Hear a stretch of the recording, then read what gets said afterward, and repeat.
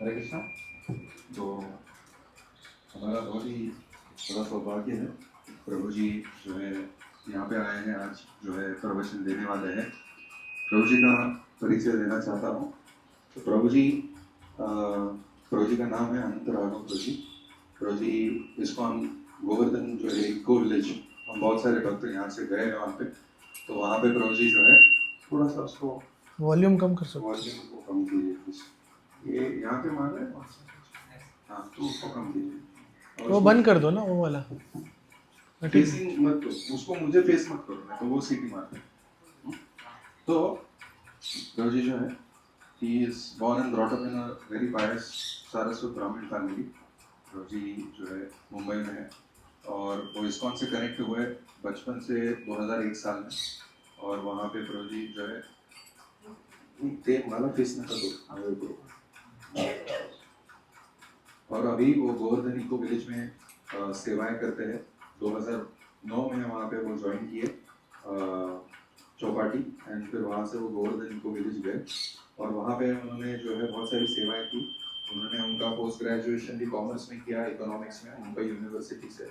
और बहुत सारे जो है corporates like Aptech computers, Reliance energy, यहाँ पे उन्होंने जो है काम किया है। और वहाँ पे प्रभु जी जो है guest reception hospitality eco village में जो है उसका, हम बहुत सारे बार यहाँ पे भक्त रहेंगे, हम प्रभु से मिले हुए हैं बहुत पहली बार। हम जब पहली बार गए थे गोवर्धन इको विलेज में, बहुत सारे भक्तों का अगर याद रहेगा, प्रभु जी भी वहाँ थे। गेस्ट रिसेप्शन हॉस्पिटैलिटी का जो है डिपार्टमेंट प्रभु जी संभालते थे वहाँ पे। एंड प्रभु जी बहुत सारा जो है वहाँ पे क्लासेस वगैरह भी लेते हैं। He gives distant talk on lifestyle, principle, values, culture, spirituality, ये सारे जो है मुद्दे हैं उनके ऊपर जो है प्रभु जी बहुत अच्छा प्रवचन देते हैं on the basis of Bhagavad Gita. और प्रभु जी का बहुत ही ऑडियंस जो है बहुत ही वेराइड ऑडियंस है। बहुत सारे westerners, Indian students, yoga groups, corporates, ये सारे लोग जो है प्रभु जी को फॉलो करते हैं। उनके अलग अलग प्रोग्राम्स रहते हैं प्रभु जी के, दिल्ली, कलकत्ता, मुंबई, ये सारी जगहों पे। और प्रभु जी एक सर्टिफाइड योगा टीचर भी है, फैकल्टी है गोवर्धन स्कूल ऑफ योगा में। प्रभु जी वहाँ पे भी है और प्रभु जी ये सारी सेवाएं करते हैं। और प्रभु जी जो है कोऑर्डिनेटर भी रह चुके हैं बहुत बड़े बड़े इवेंट्स, जैसे जीपीसी मीटिंग्स होती है, जिसका उनकी जो गवर्निंग बॉडी कमीशन है, उनकी बहुत सारी मीटिंग्स होती है। ये सारे जगहों पे प्रभु जी जो है बहुत सारे बार कोऑर्डिनेटर भी रह चुके हैं। और पीछे से ये कर रहे हैं तो उससे थोड़ा सा एंड प्रभु जी जो है उनका कीर्तन, भजन, प्रभु जी के बहुत सारे वर्षों की ये सारी कथा, इनके लिए प्रभु जी बहुत जाने जाते हैं। अभी भी प्रभु जी ने बहुत सुंदर कीर्तन किया। और प्रभु जी ऐसे ही श्रीमद् भागवतम पे भी बहुत सारे क्लासेस देते हैं मंदिर में। और वृंदावन कथा, परिक्रमा और ड्यूटीज वगैरह ये सारी चीज़ें जो है प्रभु जी ये करते हैं। अगर आपने देखा होगा कि गोवर्धन इको विलेज में परिक्रमा मार्ग भी है, तो वहाँ से बहुत सारे यहाँ पे ऐसे स्थल है जहाँ पे की लीलाएं जो है बहुत ही रसिक है। तो उस प्रकार से प्रभु जी जो है बहुत सारे सुंदर तरीके से उसका भी जो है बहुत सारा वर्णन वगैरह करते हैं और ये सारी चीज़ें करते हैं। और 2020 से प्रभु जी जो है हेड शेफ है गोवर्धन इको विलेज में, और वो कोर मेंबर है किचन के ऑपरेशंस में।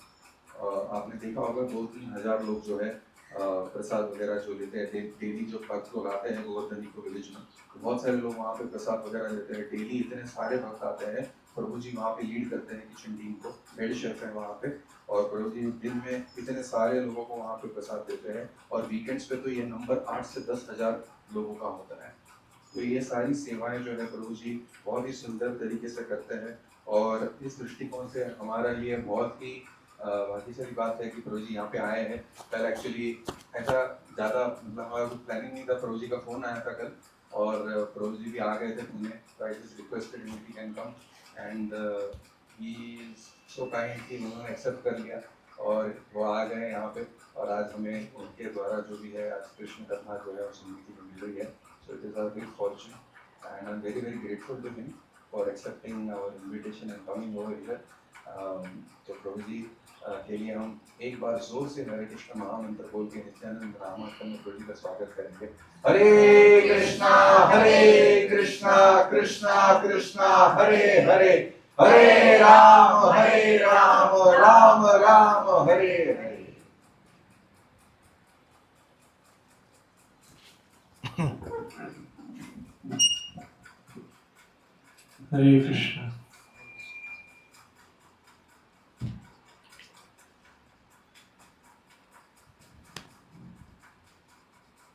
हरे कृष्ण। सर्वप्रथम यहाँ पे आए हुए सभी भक्तों का आज के इस संध्याकालीन कार्यक्रम में स्वागत है। विशेष रूप से हमारे कनक प्रभु, उनका धन्यवाद देता हूँ। प्रभु जी मुझको कम से कम 1-2 साल पहले बोले थे आप कभी भी पुणे आए तो आइए करके, तो भी 2 साल के बाद में आया। तो ऐसे ही अचानक याद आया मेरे को भी, कैसे याद आया, भगवान का परमात्मा का क्या कनेक्शन था। अच्छा, तो मैंने सोचा कि प्रभु जी हमेशा बोलते एक मैसेज करके देखेंगे। प्रभु जी बोले अरे आप हैं तो प्रभु जी कल आइए करके। तो फिर मेरा भी स्केड्यूल ऐसा थोड़ा फ्री था तो मैं बोला चलो। तो बहुत अच्छा लगा आप लोग का उत्साह देखकर, आप लोग की तीव्रता और आप लोग की भक्ति देखकर। तो यहाँ पर पिछले काफ़ी समय से अलग अलग डिवोटीज आते हैं, प्रभु जी क्लास देते हैं और आप लोग भी अच्छे से राधा कुंज बिहारी, राधा वृंदावन चंद्र अलग अलग मंदिरों से जुड़े हैं। नित्यानंद नाम हट। तो बहुत अच्छा लगा आपको मिलकर। तो भक्ति में अलग अलग चीज़ें हैं जिससे हम भगवान से जुड़ सकते हैं। तो सबसे पहला जो अंग है, सबसे पहला जो प्रोसेस है, जो सबसे इम्पोर्टेंट है जिससे हम भगवान से जुड़ सकते हैं, वो क्या है? हाँ, क्या? नाम स्मरण। और कुछ? हाँ, मन को आपने बोल दिया तो लग जाएगा, लगाना होगा आपको। भक्तों का संग चाहिए, नाम स्मरण चाहिए, और क्या चाहिए? श्रवणम। तो कोई भी चीज करने के लिए सबसे फाउंडेशन क्या है? श्रवणम। अभी कोई आपको बोलेगा कि नाम स्मरण करो, भगवान का नाम लो, लेकिन जब तक आप नाम की महिमा नहीं सुनेंगे तब तक आप नाम ले पाएंगे? जब तक आपको कोई बताएगा कि आपका मन भगवान के चरणों में लगाओ, उसका महानता क्या है, किस प्रकार से भगवान के चरणों में मन अर्पण करने से क्या प्राप्त होगा, जब ये नहीं सुनेंगे तो हम कुछ कर पाएंगे? तो श्रवण जो है ना, बहुत ही इम्पोर्टेंट है। भक्ति का सबसे मुख्य अंग जो है वो श्रवणम है, उससे भक्ति शुरू होती। तो श्रवणम जो है एक बड़ी बड़ी बिल्डिंग है, लेकिन बिल्डिंग में फाउंडेशन नहीं तो कितना दिन चलेगा बिल्डिंग? तो हमारे जीवन का जो फाउंडेशन जो है वो है श्रवणम। तो जितना हम सुनेंगे तो हम धीरे धीरे उससे आसक्त होंगे। तो श्रवणम बहुत जरूरी। तो जैसे हम यहाँ पर आए, बैठे, बात कर रहे हैं, तो जैसे प्रभु जी ने मुझको कहा कि आप यहाँ आइए कोथरूड में, मैं पहली बार आया हूँ यहाँ पर, और मान लीजिए यहाँ पे मैं बैठा और मैंने प्रवचन दिया और यहाँ पे आप लोग इतने प्रेम से सुन रहे हैं, तो आप में से कोई व्यक्ति बैठा है और मैं लेक्चर दे रहा हूँ और 1 घंटे के बाद मुझे कनक प्रभु बोलते हैं कि प्रभु जी ये जो व्यक्ति बैठे हैं यहाँ पे बहुत बड़े आर्टिस्ट हैं, बहुत बड़े सेलिब्रिटी है, बहुत बड़े XYZ है, मिनिस्टर है। तो अभी मैं प्रवचन दे रहा हूँ तो मैं ऐसे ही दे रहा हूँ, लेकिन जैसे मुझको वो समझा कि भाई ये व्यक्ति इतना क्वालिफाइड है, या ये व्यक्ति के पास इतने गुण हैं, या ये व्यक्ति ने लाइफ में ये अचीव किया है, तो हमारा उसको देखने का नज़रिया बदल जाएगा। पता चला आपको कोई क्रिकेट टीम का प्लेयर बैठा है यहाँ पर या कोई एक्टर बैठा है, जैसे आप सुनेंगे तो थोड़ा उसके प्रति एक भाव बदल जाएगा, क्योंकि हमको मालूम है कि उस स्तर पर पहुंचने के लिए उन व्यक्ति ने कितना परिश्रम किया होगा, कितना उसने ये किया होगा। तो बोलने का तात्पर्य है कि एक साधारण व्यक्ति को जानने के लिए हम उसके बारे में सुनते हैं, उसके बारे में श्रवण करते हैं, और वो श्रवण करने से एक हमारा एक स्तर उस व्यक्ति के साथ बढ़ जाता है, उसके प्रति रिस्पेक्ट बढ़ता है, उसके प्रति अटैचमेंट बढ़ता है, राइट। तो इसके लिए श्रवण बहुत ज़रूरी है। इस दुनिया में भी जब भी कोई व्यक्ति किसी व्यक्ति से प्रेम करता है, क्या केवल एक बार देखने से प्रेम हो जाता है? आजकल बोलते हैं love at first sight, divorce at first fight. पहली बार देखते प्यार हो जाता है, दूसरी बार छोटा भी गलती हो जाता है तो हमको बोलता है नहीं रहना है। क्यों? क्योंकि आपने केवल उस व्यक्ति को कुछ क्षणों के लिए देखे, आपको लगा अच्छा है बुरा है जो भी है, लेकिन जब तक आप उस व्यक्ति की अच्छाइयों को नहीं समझेंगे, उस व्यक्ति के अच्छे गुणों को नहीं समझेंगे, उस व्यक्ति के जीवन के बारे में नहीं समझेंगे, तो उससे आप अट्रैक्ट कैसे होंगे, उससे आप अटैच कैसे होंगे? इसके लिए हम मित्रता करते हैं तो हम समझते हैं, टाइम स्पेंड करते हैं, बात करते हैं, एक दूसरे की सेवा करते हैं। तो ये सब करने के बाद धीरे धीरे डेवलपमेंट होता है, एक रिलेशन बढ़ता है। उसी प्रकार से भक्ति में हम भगवान श्री कृष्ण के साथ रिलेशन बनाना चाहते हैं। तो जब तक हम भगवान कृष्ण के बारे में नहीं जानेंगे, भगवान कृष्ण के बारे में नहीं सुनेंगे, तो उससे आसक्ति कैसे होगी? जैसे आपको अमेरिका जाना है, कितने लोगों को अमेरिका जाना है? भेजने वाला नहीं हूँ, पूछ रहे हैं। तो सोचो, हमने बहुत सुना है अमेरिका के बारे में। कितने लोगों ने स्विट्जरलैंड के बारे में सुना है? सबने सुना है। क्यों? हम लोग देखते स्विट्जरलैंड सुंदर है, उसकी वीडियो देखे हैं, फिल्मों में शूटिंग होती है, तो हमको ये सब अमेरिका, हाँ, स्विट्जरलैंड, पेरिस, ऐसे सब देशों के नाम मालूम है, और हमारी इच्छा होती है कि एक बार तो जाना है। इस्कॉन से भी कनेक्ट कर रहा हूँ, तो ये जो व्यक्ति है, ये व्यक्ति इस्कॉन से जुड़ा है, और ये जो व्यक्ति जो है वो, उसको बहुत मंदिरों में जाने की आदत है। तो अब तक उसने लगभग 3000 दत्त मंदिर गया है ऑल ओवर इंडिया में। तो ऐसा वो गाड़ी लेके घूमते रहते हैं। तो इस्कॉन में मैं उनको कहीं तो मिला, फिर मैंने उसको बताया कि अरे आप इतने मंदिर जा रहे तो हमारे मंदिर में जाओ। तो अभी वो कहाँ भी जाते हैं तो हमारे इस्कॉन मंदिर में जाते हैं। तो उनका एक चीज़ क्या है मालूम है? मेरे को बोलते प्रभु जी स्विट्जरलैंड जाना है मेरे को, इस्कॉन वाले। तो बोले मैंने बहुत सारे पिक्चरों में देखा है, स्विट्जरलैंड एक बार थोड़ा आप ये कीजिए।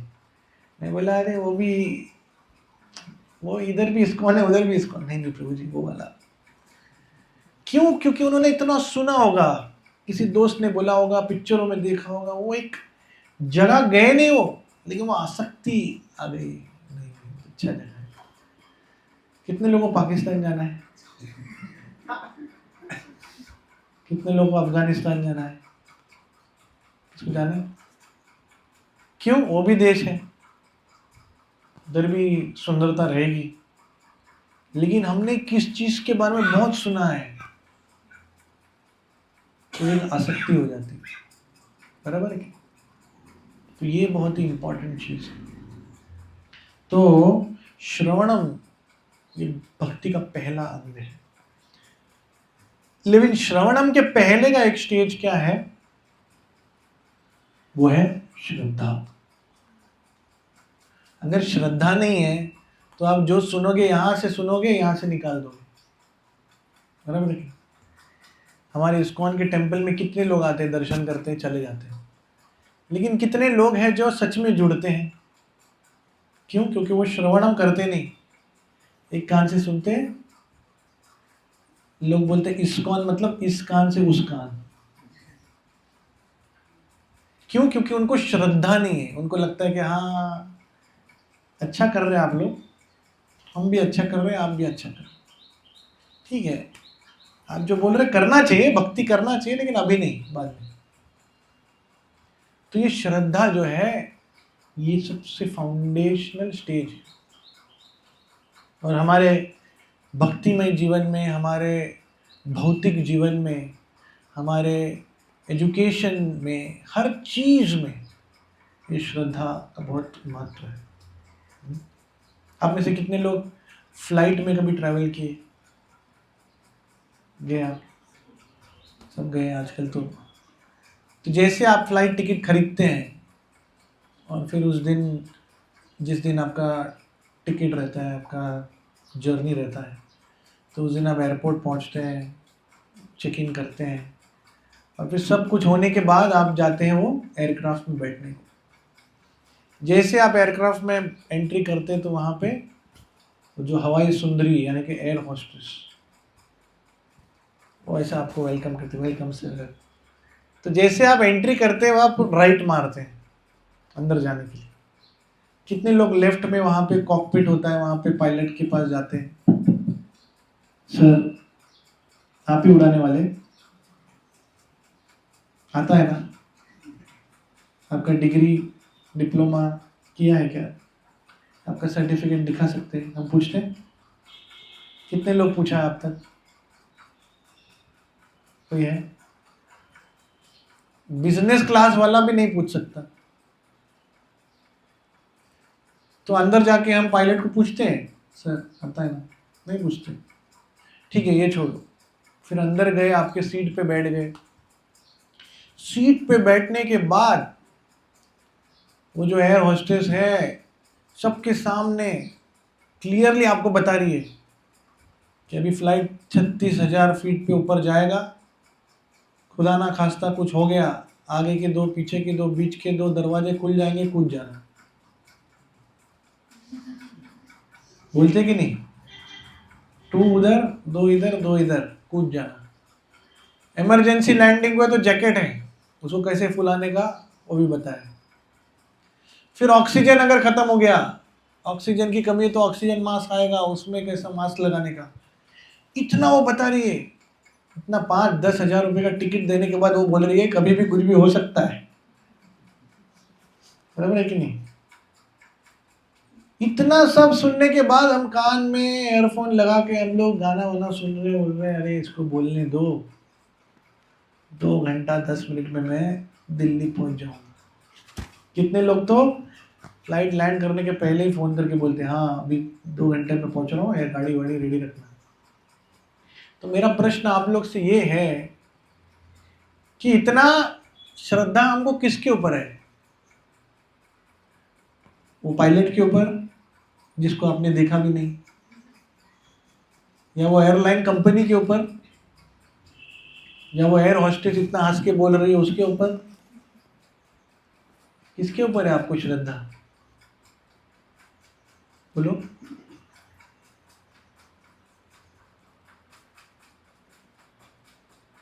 किसी के ऊपर तो रहेगा ना श्रद्धा। अरे 36,000 फीट हवा में है आप लोग, भगवान के ऊपर है। पायलट रहेगा, पायलट वैसे तो एरोप्लेन के पायलट पे रहेगा, लेकिन सबसे ऊपर वाला जो उसको चालू होने के पहले भगवान टिकट तो मिल गई लेकिन कंफर्म मत करना अभी, अभी भी जीना है। श्रद्धा है हमको, एयरलाइन पे है, पायलट पे है कि भाई इसको आता है, कुछ प्रॉब्लम नहीं, श्रद्धा है। हम यहाँ के लोकल बस में भी चढ़ते हैं, हमको मालूम है भाई गवर्नमेंट का ड्राइवर है, ट्रेनिंग वेनिंग लिया रहेगा, सेफली पहुँचाएगा। तो हम एक साधारण व्यक्ति पे जो प्लेन उड़ा रहा है, जो बस चला रहा है, जिसको हम जानते तक नहीं, जिसको हमने देखा भी नहीं, उसको आता है कि नहीं, उसके ऊपर हम विश्वास रख सकते हैं, लेकिन भगवान के ऊपर नहीं। क्यों? लोग बोलते हैं भगवान के ऊपर विश्वास क्यों नहीं? क्यों? हमने देखा नहीं। आपने तो बहुत सारी चीज को नहीं देखा। तो ये श्रद्धा बहुत महत्वपूर्ण है। उसी प्रकार से हम हमारे जीवन में देखते हैं कि हर स्टेप में, हर क्षण आप भगवान के ऊपर निर्भर हैं।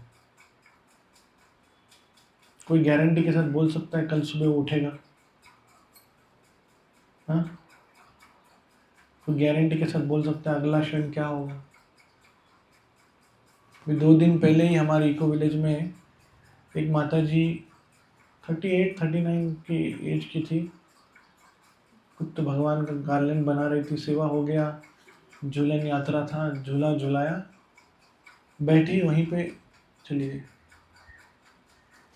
तो कोई बोलेगा अरे ये क्या है, ऐसा कैसा हो गया, ये क्या उम्र है क्या? तो हम कुछ नहीं बोल सकते। तो हर क्षण में हम भगवान के ऊपर निर्भर हैं, बराबर? तो यहाँ तक कि और एक एग्जाम्पल देता हूँ आपको। यहाँ पे बहुत सारे प्रभु जी लोग बैठे हैं। आजकल दाढ़ी रखने का फैशन है। बहुत बार लोग जाते हैं नाई के पास दाढ़ी कटाने के लिए। तो जब दाढ़ी वाले के पास जाते हैं सलून में, आजकल तो बहुत हाई फाई सलून बनते हैं। पहले तो खाली आदमी का काटता था, अभी तो यूनिसेक्स सलून है, मतलब कोई भी चलता है। तो जब दाढ़ी बनाने जाता है आदमी, उसके हाथ में बड़ा तेज उस्त्रा रहता है, बहुत धार वाला ब्लेड रहता है, और वो आपकी दाढ़ी बनाने वाला रहता है। आप उसको पूछते हैं क्या कहाँ से ट्रेनिंग लिया, डिग्री लिया है क्या, डिप्लोमा लिया है क्या? उसको पूछते हैं। उसको एक ही प्रश्न पूछते हैं, कितना टाइम लगेगा, जल्दी बना दो, एकदम चकाचक करना। और वो व्यक्ति अच्छे से आपको साबुन वाबुन लगा के आपकी दाढ़ी बना रहा है। वो दाढ़ी काटते काटते यहाँ तक आ जाता है। सोचो, एक छोटी सी गलती गला काट देगी आपका। सोचो, गलती हो सकती कि नहीं? हाँ तो बोलो, ना नहीं होगी? हाँ, पूरा कॉन्फिडेंस। तो वही, किसके ऊपर विश्वास है? वो नाई के ऊपर, ब्लेड के ऊपर? हाँ, नाई के ऊपर पूरा विश्वास है। और आजकल तो इतनी डरावनी बात है कि हर एक सलून में भी टीवी होता है, और टीवी में वो क्रिकेट मैच देखता है। वो भी ऐसा, वो आईने से देखता है, क्योंकि टीवी इधर रहता है, आईना इधर रहता है, वो ऐसा दिखता है। और उसमें उसका फेवरेट प्लेयर आउट हो गया तो क्या होगा? हाँ, सोचो, फेवरेट प्लेयर आउट हो गया, उसका गुस्सा आप पे निकल गया तो, या गलती से उसको छींक आ गई तो, हाँ। तो हर क्षण में हम किसी न किसी व्यक्ति के ऊपर विश्वास रखते हैं। तो उसी प्रकार से जब भगवान के भक्त हमको कहते हैं कि ये जो दुनिया है ये दुखालय है, आप जितना भी प्रयास करेंगे उसमें आपको दुख ही मिलेगा, तो हमको लगता है नहीं,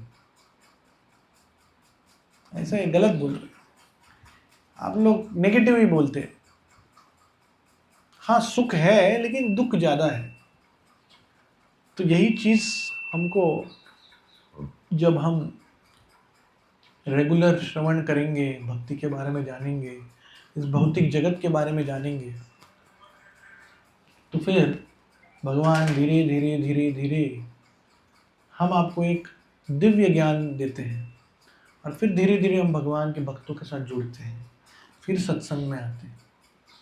फिर सत्संग में आने के बाद जब भी श्रवण करते हैं तो समझता है, हाँ सही बोला आपने, बराबर है। तो सोचिए, इतने सारे लोगों में से कितने लोग सुनते हैं? आजकल इस्कॉन के कितने सारे लोग हैं, प्रवचन देते हैं, 100,000 मिलियन में व्यू जाता है, लेकिन उनमें और आप में फर्क क्या है? आप सुन रहे और वो आप रियलाइज कर पा रहे हैं। फिर जब भी आप रियलाइज करते हैं, जब भी आप सुनते हैं और उसको समझते हैं, फिर वो इंफॉर्मेशन नहीं, वो ट्रांसफॉर्मेशन हो जाता है। तो इसके लिए श्रवण जरूरी है, ठीक है। तो श्रीमद् भागवत के पहले स्कंद में श्लोक आता है, निगम कल्पत्रो गलितम फलम सुख मुखात अमृत द्रव्य संयुतम निगम भागवतम रसमालयम मुहुर अहो रसिका भुवि भाव। तो ऐसा कहा जाता है जो श्रीमद् भागवतम है, जो ग्रंथ है, अलग अलग ग्रंथ व्यासदेव ने लिखे। पहले 4 वेदों को लिखा, फिर तत्पश्चात लोग को नहीं समझ आया, फिर 108 उपनिषद लिखे, 18 पुराण लिखे। फिर भी लोग को लगा कि भाई इतना मुश्किल है, नहीं समझ पाएंगे, तो फिर सबके लिए उन्होंने महाभारत लिखा और फिर वेदांत सूत्र लिखा। इतना सब लिखने के बाद भी वो अंदर संतुष्ट नहीं थे। फिर वो नारद मुनि अपने गुरु के पास गए, तो उनके गुरु ने कहा कि क्योंकि तुमने केवल लोगों को धर्म, अर्थ और काम, मोक्ष, केवल ये 4 चीज के बारे में बताया है, तुमको भगवान कृष्ण, पूर्ण पुरुषोत्तम भगवान कृष्ण के बारे में बताना पड़ेगा। और जो पंचम पुरुषार्थ क्या है? प्रेम, लव, भगवान के प्रति अहेतु की भक्ति, उसके बारे में आपको बताना है। जब आप ये करोगे तभी आप संतुष्ट हो जाओगे। धर्म, अर्थ, काम, मोक्ष और फिर प्रेम।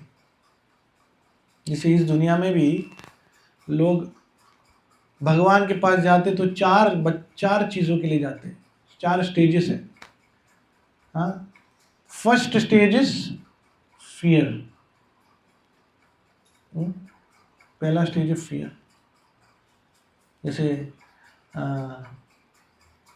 कुछ लोग हैं, या फिर पहला स्टेज है रिवॉर्ड। कुछ लोग भगवान के पास जाते हैं, इससे ये मिलेगा, वो मिलेगा। जैसे पिताजी के पास बेटा जाता है, बोलता है कि अगर पिताजी को अच्छे से ध्यान रखा, हाँ, तो चॉकलेट मिलेगा, साइकिल मिलेगा। ये पहला स्टेज है।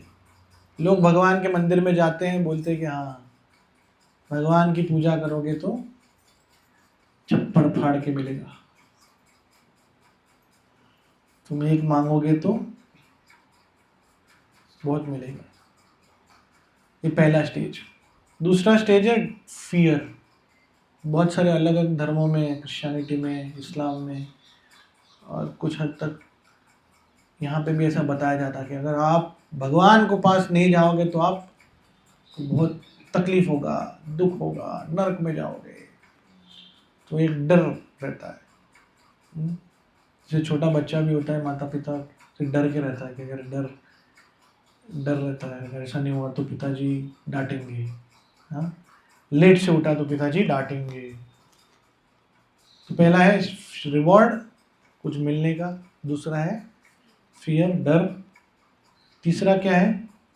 ड्यूटी। जब बच्चा बड़ा हो जाता है तो उसको फियर और रिवॉर्ड कुछ नहीं रहता। उसको लगता है कि मेरे को मेरे माता पिता की सेवा करनी है। क्यों? मेरा ड्यूटी है, उन्होंने मेरे को जन्म दिया, मेरे को तो करना पड़ेगा ना, ड्यूटी। उसी प्रकार से लोग मंदिर जाते हैं, बोलते हैं अरे अपना काम है, भगवान के पास जाने का, माथा टेकने का, आ जाने का, ड्यूटी। लेकिन क्यों कर रहे, क्यों जा रहे, नहीं मालूम। फिर लास्ट जो चौथा स्टेज है वो सबसे इंपॉर्टेंट है, लव, प्रेम। मैं मेरे माता पिता की सेवा क्यों कर रहा हूँ? क्योंकि मुझको उनसे बहुत प्रेम है, बहुत लगाव है, बहुत आसक्ति है। जब भी आप किसी चीज से प्रेम करते हैं तो आपको बताना नहीं पड़ता है कि अरे आपको ये करना चाहिए, बराबर है। अभी किसी को गुलाब जामुन बहुत अच्छा लगता है तो उसको 1 घंटे का सेमिनार देने की जरूरत नहीं कि गुलाब जामुन कितना अच्छा है, कितना मीठा है, कितना रस है उसके अंदर, बताना पड़ता है? नहीं। गुलाब जामुन सुनते ही वो एकदम, प्रभु जी किधर है, जैसे इस्कॉन जब भी शुरू हुआ था तो प्रभुपाद जी प्रसाद बनाते थे। तो फिर प्रभुपाद जी ने क्या सोचा, ये जो लोग हैं नए नए लोग हैं, और उस समय जो लोग थे बहुत सारे लोग ड्रग एडिक्ट थे, क्योंकि प्रभुपाद अमेरिका में हेट हैशबरी जो सैन फ्रांसिस्को में था जगह, वहाँ पे उस जगह में प्रभुपाद ऐसे लोग जो ड्रग्स में नशे में थे, ऐसे लोग को प्रभुपाद हरे कृष्ण महामंत्र दे रहे थे, प्रसाद दे रहे थे। और ऐसे लोगों को प्रभुपाद ने इतना प्रेम दिया। उस समय एक लड़का आता था, उसका नाम था स्टीव। वो लड़का 25 चपाती खाता था। आप में से कोई है 25 चपाती खाता है? एक बार में, दिन में नहीं। मेरे को लगता है दिन में भी नहीं खाते रहेंगे। 25 चपाती खाता था अकेला। ऐसे 10-15 लोग के लिए प्रभुपाद बना देते। सोचो 70-71 के एज में केवल चपाती बनाने का नहीं, बना के उसको सर्व करके फिर वो बर्तन भी धोने का। ऐसा कितना दिन प्रभुपाद ने किया। फिर कुछ लोग जो थे वो बोले, अरे ये बूढ़े प्रभुपाद है, अकेले सब कुछ करते हैं। एक दिन उनके पास गए, बोला प्रभुपाद आपको कुछ मदद चाहिए? तो प्रभुपाद ने कहा, मेरे कान तरस रहे थे, कोई तो आएगा कोई तो बोलेगा। तो प्रभुपाद ने बोला ठीक है। फिर धीरे धीरे कुछ लोग भक्त बने। लेकिन अभी क्या है, नशे में एकदम, कभी एकदम अच्छे मूड में रहते, कभी गुस्सा हो जाते थे, कभी क्या हो जाते थे। तो प्रभुपाद क्या करते थे, एक बड़ा कांच का वो जार लिया था प्रभुपाद ने, उसके अंदर गुलाब जामुन भर के रखा था प्रभुपाद ने, और ऐसे दरवाजे के बाजू में रख दिया। प्रभुपाद ने बोला, जब भी जाने की इच्छा हो ये गुलाब जामुन रखता हूँ, खा लेना। और प्रभुपाद उसको बोलते थे, दिस आर इस्कॉन बुलेट्स। तो लोग कुछ दिन क्या ऐसा लगता था कि बस हो गया, बहुत सुन लिया। तो जब भी जाने वाले रहते तो इस्कॉन बुलेट के जार को देखते थे, तो बोलते थे जाएंगे तो खरी, लेकिन ये कहाँ मिलेगा। तो इस प्रकार से प्रभुपाद ने उनको प्रेम दिया, उनको टाइम दिया। तो ये श्रीमद् भागवतम जो है, शुकदेव गोस्वामी ने कहा है। तो इस श्लोक में कहा गया है, निगम कल्पत्रोर गलितम फलम। ये सभी वेद शास्त्र उपनिषद का जो एसेंस है, सार है, उसको एक फल रूप में दिया गया है। और वो फल, कभी कभी ऐसा कहा जाता है ना, एक आम के पेड़ में आम लग गया तो पकता है तो ऑटोमेटिक गिरता है, परिपक्व हो गया बोलता है। और उसी में कभी कभी एक तोता आके उसको चखता है तो और मीठा हो जाता है, ऐसा बोलते हैं। तो यहाँ पे कहा गया है, सुख मुखाद अमृत द्रव्य। तो सुखदेव गोस्वामी जब उसको आस्वादन करते तो और मीठा हो गया वो, क्योंकि सुखदेव गोस्वामी वो भागवतम बोल रहे हैं। और फिर पीबत भागवतम रसमालय। आप लोग सब लोग पियो ऐसे रस को। यहाँ पे आमरस बांटा तो कोई बोलेगा क्या? तो जी नहीं, आज मूड नहीं है, नहीं मैं नहीं चाहिए, घर जाओ, घर पे लो। जब भी कोई आइटम हमको अच्छा लगता है तो हम क्या बोलते हैं, प्रभु जी सेकेंड सर्व है क्या, प्रभु जी घर पे लेके जाओ क्या, बचा है क्या। तो ये श्रीमद् भागवत है। और यही श्रीमद् भागवत में बार बार अलग अलग श्लोकों में हम यही सुनते कि किस प्रकार से श्रवणम बहुत महत्व है। शृण्वतां सखथा कृष्ण पुण्य श्रवण कीर्तनम हृदयन्तस्तु भद्राणि। हृदयन्तस्तु भद्राणि सुहृत्सितम। शृण्वता, जब भी हम सुनते तो क्या होता है, शृण्वता कथा कृष्ण पुण्य श्रवण कीर्तन। जब हम भगवान की कथा सुनते तो क्या होता है, अंदर का जो कचरा है, हृदयन्तस्तु अभद्राणि, अभद्र जो अनवांटेड चीज है उसको साफ करता है। क्लीनलीनेस। हमारा हाथ गंदा हो जाता है तो हम साबुन से, लाइफ बॉय से, डेटॉल से हाथ धोते हैं। मन और हृदय गंदा होता है तो कौन सा साबुन यूज करते हैं?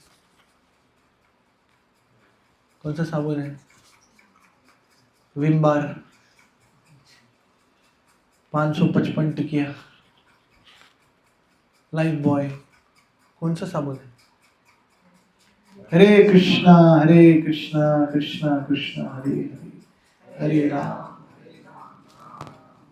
तो यही जब भगवान के बारे में सुनते हैं, भगवान के चरित्र के बारे में सुनते हैं, भगवान के भक्तों के बारे में सुनते हैं, हरि नाम हरि कथा कीर्तन करते हैं, तो धीरे धीरे वो मन शुद्ध होता है। तो इस प्रकार से धीरे धीरे भगवान के प्रति ये होता है। और एक श्लोक में कहा जाता है, नष्ट प्रायेषु अभद्रेषु नित्यं भागवत सेवया भगवती उत्तम श्लोके भक्तिर्भवति नैष्ठिकी। नष्ट प्रायेषु अभद्रेषु, बहुत सालों की जो गंदगी हृदय में है वो कैसे क्लीन होगी?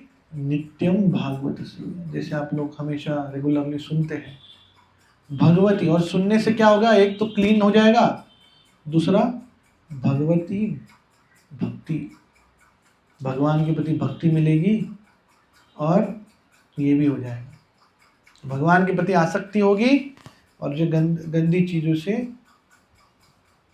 छुटकारा मिलेगा। तो इस प्रकार से श्रवणम का ये महत्व है। तो अंत में श्रीमद् भागवत की कथा के लिए एक भागवत महात्म्य में एक बहुत सुंदर प्रसंग है, वो मैं बता के हम कथा को विराम देंगे। तो एक ब्राह्मण थे, उस ब्राह्मण का नाम था आत्मदेव।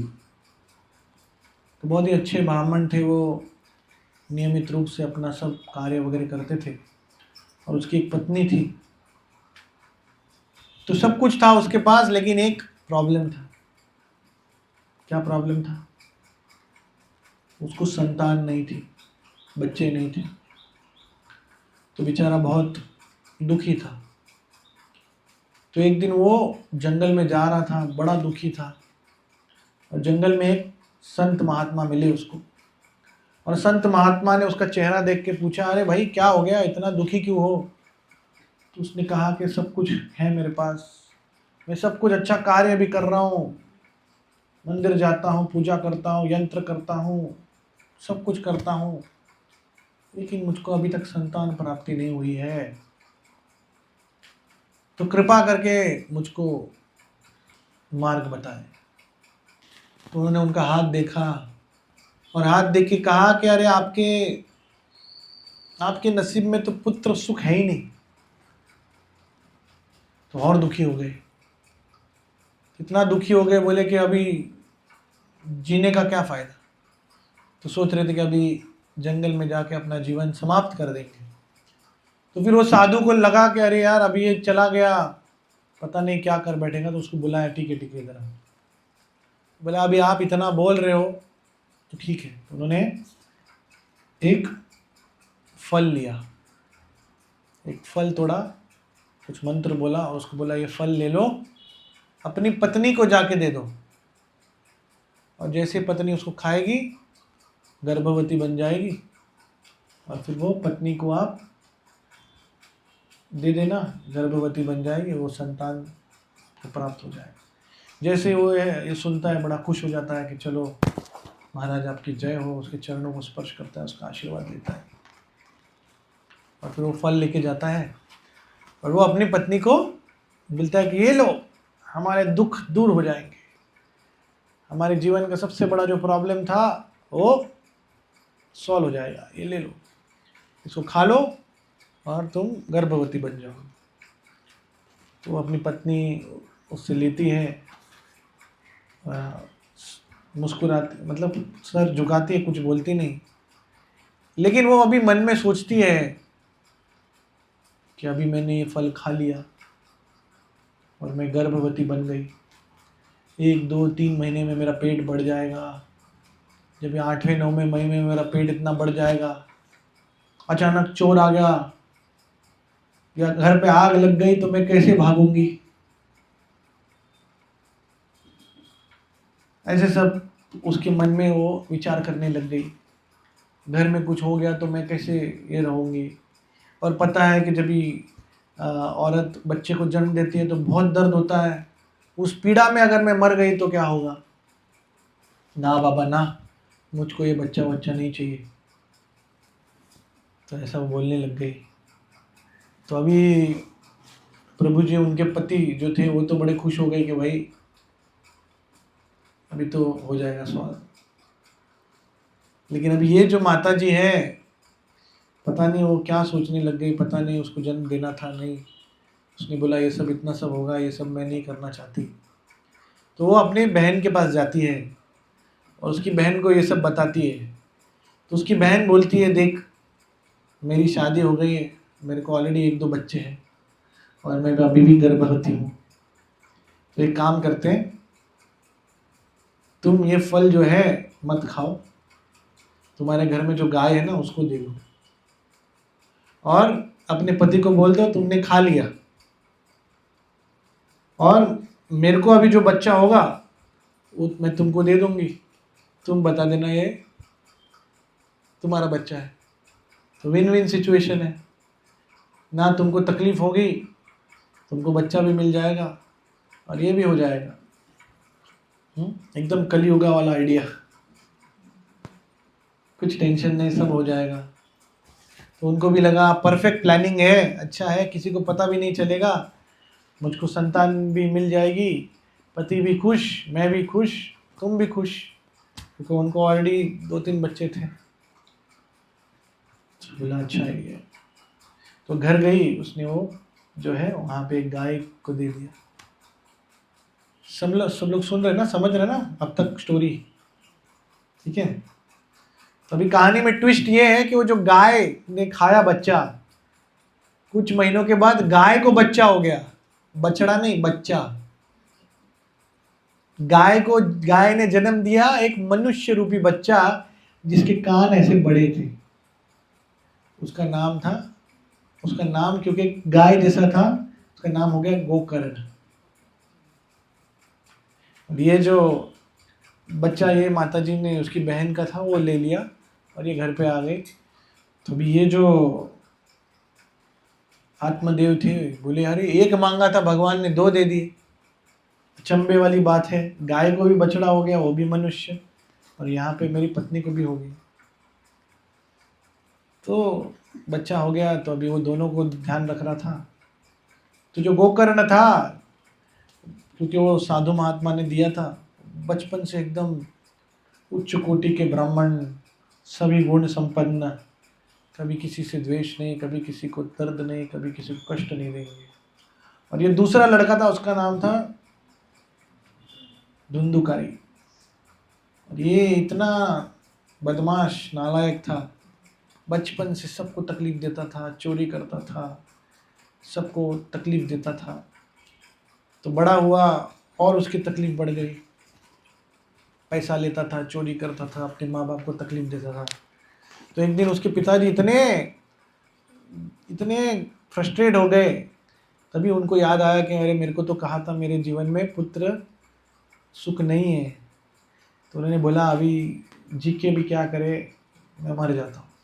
तो तभी गोकर्ण ने उनको कहा कि अरे आपका ये मनुष्य जीवन है, इतना मुश्किल से मिला है, आप ये क्यों कर रहे हो, आप क्या करो, जाओ वानप्रस्थ लो, अच्छा भजन करो, भक्ति करो और अपना जीवन सफल करो, आपने अपना कर्तव्य कर लिया।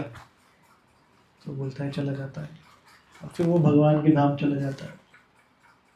और जो उनकी पत्नी थी उसको भी उसका बेटा बहुत तकलीफ दे रहा था, कभी कभी पैसे के लिए उसको चिल्लाता था, मारता था। तो एक दिन वो इतनी परेशान हो गई, वो कुएं में कूद के मर गई। अभी माँ बाप दोनों नहीं। अभी तो उसको फुल लाइसेंस मिल गया था, अभी तो पूरा दारू 4 नियम तोड़ता था, वेश्याओं का संग करता था, और वेश्याओं के संग में और पैसा जोड़ने के लिए और चोरी करता था। तो घर पे उसने अनेक वेश्याओं को बुलाया था। तो एक दिन ये सब वेश्याओं को पता चला कि इसके पास बहुत पैसा है। तो ये 4-5 वेश्याओं ने क्या किया, उसको बांध के उसको घर पे मार दिया और पैसा लेके भाग गए। उसको इतनी दर्दनाक मृत्यु दी। ऐसा कहा जाता है घर पे चूल्हा जलाने के लिए जो अग्नि रहती ना, लकड़ी, तो जलती लकड़ी उसके मुंह में डाल दिया, उसको बांध के चिल्ला चिल्ला के मार दिया उसको। वो तो मर गया, लेकिन उसकी आत्मा भटकती रही। क्योंकि ऐसा कहा जाता है जब ये व्यक्ति बहुत पाप करता है और उसका मृत्यु बड़ा भयानक होता है और उसको अलग शरीर नहीं मिलता है तो आत्मा भटकती रहती है। उसकी आत्मा भटक रही थी।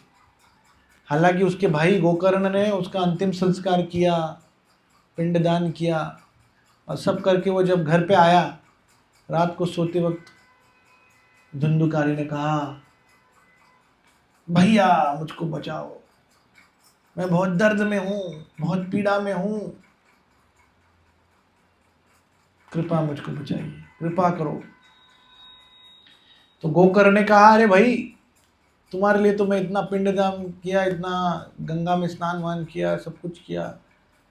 तो उसने कहा कि पिता भैया मैंने इतने पाप किए कि ये सब से कुछ नहीं होने वाला, कुछ अलग सोचो, मेरा उद्धार करो। तो गोकर्ण ने कहा कि ठीक है ठीक है। तो अगले दिन उन्होंने अलग अलग लोगों से बातचीत की, अलग अलग लोगों को पूछा और फिर उन्होंने पता किया कि भाई सबसे बड़ा बात जो है वो क्या है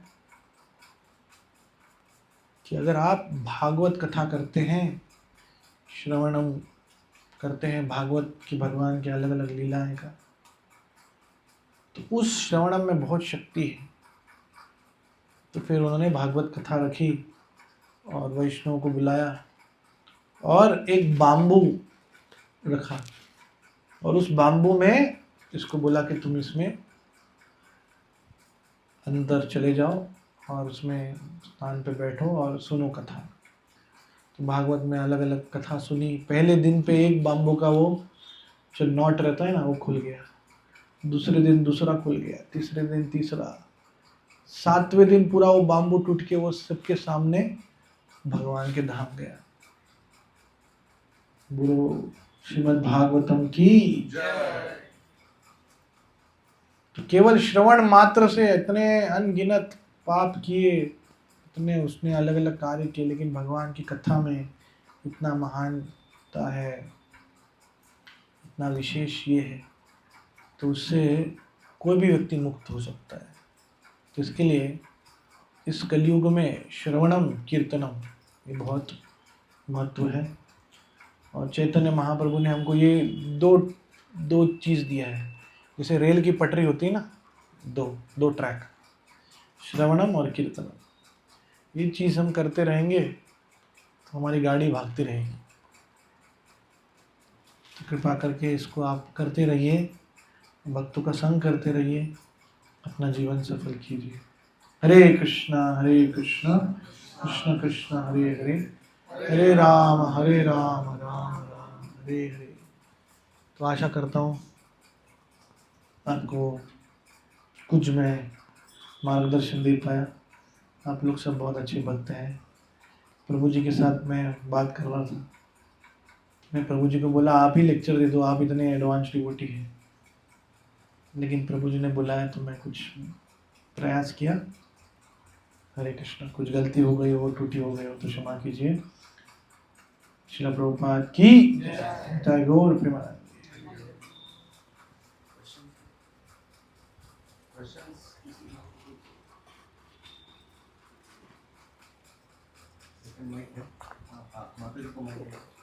ऐसे ही बोलो ना, आवाज की जरूरत नहीं, जोर से बोलो। आपने जैसे कहा कि fear of God, fear of भगवान जो है वो कितने हद तक सही है? Is it necessary? नहीं, वो तो बेसिक है ना। हमने तो हाईएस्ट क्या बताया, लव। वो जरूरत नहीं है। फियर किसके लिए होता है? हमको डर लगता है। जो डर है वो नेचुरल नहीं है ना। नेचुरल है कि अगर आप किसी व्यक्ति से प्यार करते हैं लेकिन डर के वजह से प्यार करते हैं, वो प्यार नहीं। अगर कोई लड़का एक लड़की को बोलता है आई लव यू, सर पे बंदूक रखे, तो वो नेचुरल थोड़ी है, अननेचुरल है ना। तो आप किसी व्यक्ति से डर रहे हैं तो डर टेम्पररी रहेगा ना, कितना समय तक आप करोगे। जैसे कोई व्यक्ति जॉब करता है तो उसको डर लगता है कि अगर मैं लेट हो गया तो ऑफिस से निकाल देंगे। अरे ये डेडलाइन अगर नहीं किया तो मेरा ये हो जाएगा, तो एक डर है वो। लेकिन वो डर कितना दिन तक रखेगा? कुछ दिन के बाद बोले अरे छोड़ो यार, जाने दो, ज़्यादा से ज़्यादा क्या होगा, निकाल देंगे, दूसरा जॉब ले लेंगे, बराबर है कि?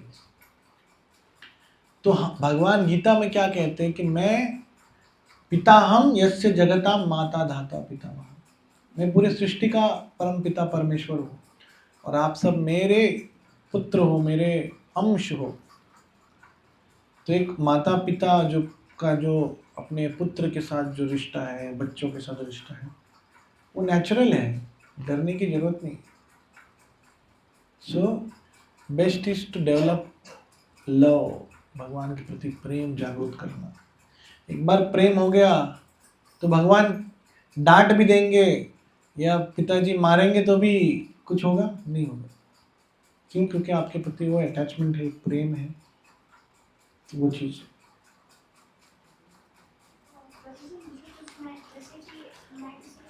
हम बोलते हैं कि चलो ऐसे भगवान की इसमें भक्ति में या सत्संग में, तो लोग ऐसे बोलते हैं यार ये ऐसा बोर होता है प्रवचन, क्या मिलेगा?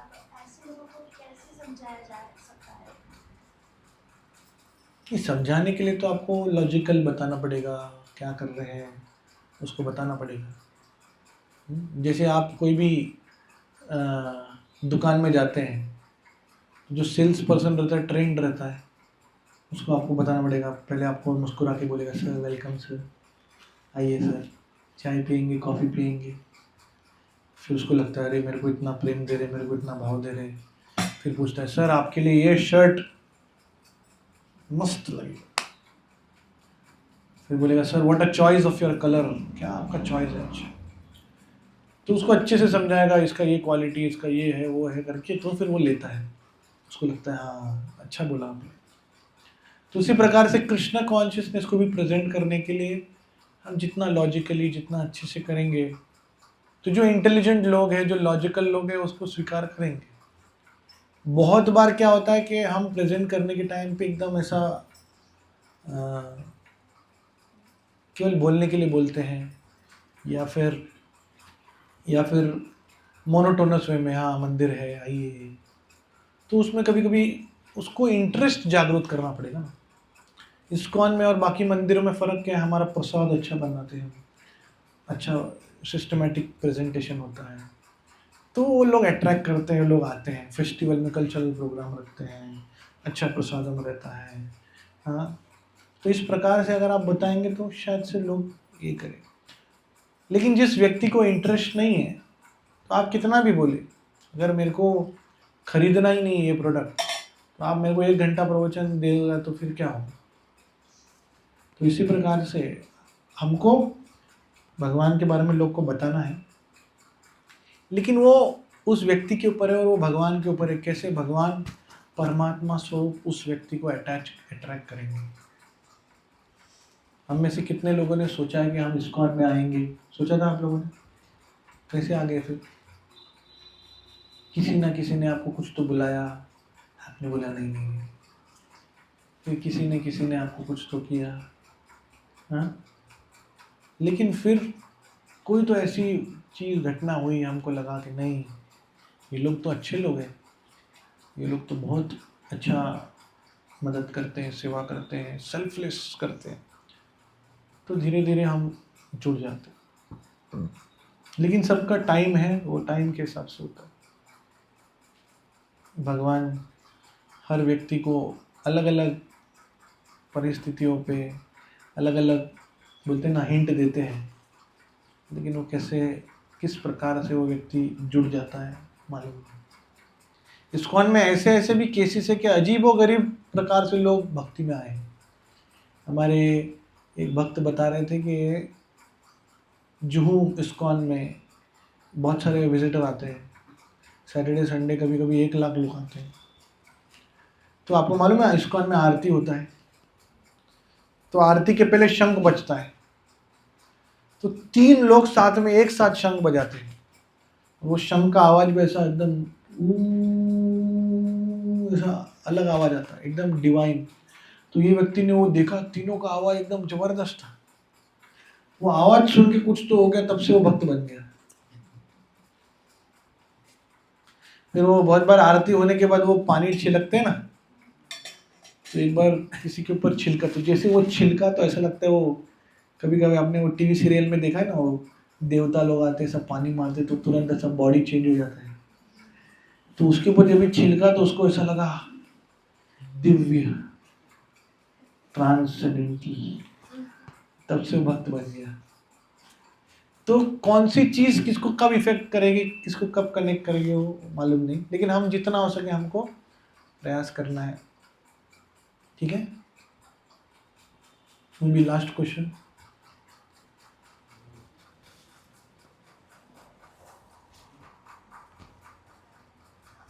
How to let go of attachments? तो ये अटैचमेंट के लिए तो देखो, पहला तो है श्रवणम। जब तक आपको मालूम नहीं कि ये आपके लिए अच्छा नहीं है, जब तक आप उसका सुनेंगे नहीं तो आपके मन में तो आप कन्विंस होगे नहीं। जब तक आप किसी को बताएंगे नहीं कि सिगरेट पीना आपके सेहत के लिए हानिकारक है, तब तक उसको उसको लगेगा अच्छा है, ये फिल्म एक्टर भी फूकता है, ये भी फूकता है, मैं भी फूकता हूँ, अच्छा है। लेकिन जब आपको पता चलता है अरे इससे तो कैंसर होता है, इससे तो ये होता है, इससे मेरे लंग्स में ये प्रॉब्लम होगा, तो first step is information, hearing. फिर सेकेंड स्टेप है, बहुत बार आपको मालूम है लेकिन आपसे होता नहीं है, तो उसके लिए फिर आपको हायर सीनियर डिवोटी का गाइडेंस चाहिए, एसोसिएशन चाहिए डिवोटीज का। तो एसोसिएशन में आपको बताएगा प्रभु जी अच्छा नहीं आपके लिए, मत करो। तो आप सुनते हैं अरे प्रभु जी ने बोला है या सीनियर डिवोटीज ने बोला है, तो भक्तों के संग में आप धीरे धीरे धीरे धीरे उससे दूर हो सकते हैं। So this 2 steps are very important. पहला तो नॉलेज, दूसरा एसोसिएशन, एसोसिएशन ऑफ डिवोटीज। ठीक है, Hare Krishna, thank you very much. Rosie ने बहुत सुंदर तरीके से बताया श्रवण का जो इम्पोर्टेंस है हमारे जीवन में वो क्या है, और प्रभु जी ने इसके अनेक उदाहरण दिए।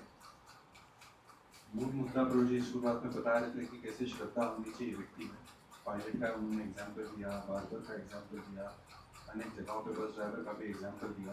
तो श्रद्धा जो है वो पहली जो स्टेप है वो होती है, और उसके बाद में आप श्रवण करते हैं स्तुति से। उसी प्रकार से भगवद गीता के अगर आप 90वें अध्याय में 3रे श्लोक को देखेंगे तो वो जी उधर लिखते हैं कि faith is born in the association of devotees. भक्तों के संग में जो है आपकी श्रद्धा जो है वो आती है। उसी प्रकार से आज जो सत्संग हम कर पा रहे हैं इससे ही वो श्रद्धा बढ़ने वाली है। उसी प्रकार से हमें श्रवण करना चाहिए। तो जी बता रहे थे कि कैसे कथा को सुनते हुए ही हमारे जो हृदय के अनर्थ है वो नष्ट होंगे। श्रीमद् भागवतम प्रभु जी बता रहे थे कि कैसे रस की तरह, और उस रस को हमें पीना चाहिए, और उस रस को पिया जाता है कानों से। तो श्रीमद् भागवतम में आता है सताम प्रसंगा नोहवीर्य संबंधो भवन्ति करना रसायन करना। तो ये कथा का जो रस है उसको कानों से पीना चाहिए। जो हम अगर ये कानों से पीते रहेंगे, श्रद्धा भक्तिरनुप्रविश्यति, ऐसे सब बढ़ते रहेगा। तो उसी दृष्टिकोण से हम प्रयास करेंगे कि ऐसे ही जब भी हमें मौका मिलता है, हम कोई एडवांस विभूति जाते हैं उनसे हम श्रवण कर सकते हैं। तो उन्होंने अंदर बहुत सारे इंसाइट्स बताए, बहुत सारी चीज़ों के बारे में प्रभु जी ने बताया। प्रभु जी ने भी सुंदर तरीके से गोकर्ण की कथा भी बताई, हिंकारी और गोकर्ण की। उसके आधार पर हमें बहुत सारी मूलभूत शिक्षाएँ जो है वो प्राप्त होती है कि कैसे हमें श्रवण करना चाहिए और श्रद्धा होनी चाहिए। ये पहले की श्रद्धा थी, उसका नाम है इस प्रकार से वो सो वेरी वेरी ग्रेटफुल। माता जी ने जो सवाल भी किया था क्लियर का वगैरह, तो भक्ति से सारा कुछ चले जाता है। जैसे उस प्रकार से भक्ति करेंगे तो फिर मोह शोक ये सब अटैचमेंट्स ये सब क्लियर हो जाएंगे। इससे मशहूर वाला कृष्ण से भक्ति शोक मोह भयावह श्रीमद् भागवत में बताया। उस प्रकार से बहुत अच्छा है। We are very very grateful.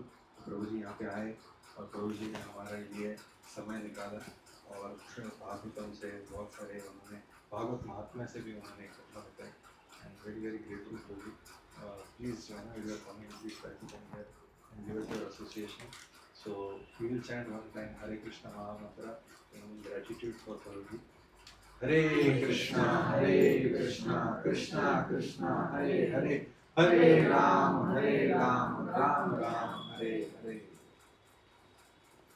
प्रभु जी की जय।